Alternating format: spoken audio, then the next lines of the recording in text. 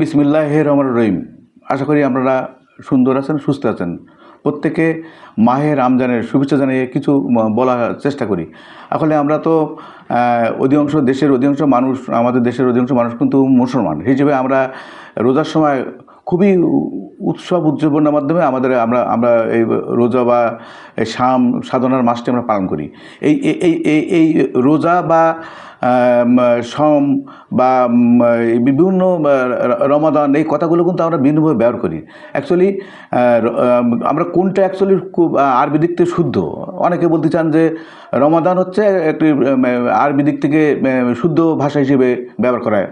অনেকে রোজা বলে, রোজা কিন্তু ফার্সি শব্দ, যেমন পবিত্র কোরআন শরীফে সালাত শব্দটি আছে, ফার্সি ভাষা আমরা নামাজ বলছি, এই ধরনের। এবং অ্যাকচুয়ালি সে যাই হোক, এই মাসটা কিন্তু খুব গুরুত্বপূর্ণ। আমাদের এই পবিত্র কোরআন শরীফ যারা পৃথিবীর মুসলমানদের হেদায়েত এবং মুক্তির একমাত্র গ্রন্থ, এই গ্রন্থ কিন্তু এই মাসে নাজিল হয়।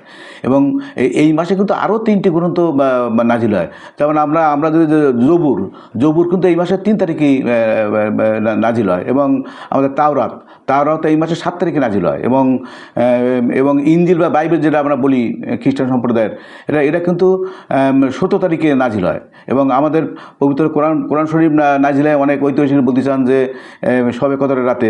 এবং শবে কদর নিয়ে অনেক কথাবার্তা, প্রশ্ন এবং আলোচনা আছে। তবে এটা ধরা হয় যে একটি বীর্য রজনীতে, সেটা হতে পারে 25, 27 বা 29।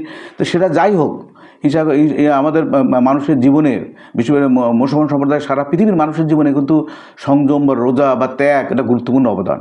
ইচ্ছা করি আমরা এই পবিত্র মাহে রমজানের মধ্যে আমরা নিজেকে শুধরে নেব এবং সংযম, ত্যাগ, এই বিষয়গুলো আমাদের জীবনে ধারণ করে সারাটি বছর আমাদের জীবনটিকে সুন্দরভাবে পরিচালনা করব। আপনারা সুন্দর থাকবেন, ভালো থাকবেন। খোদা হাফেজ।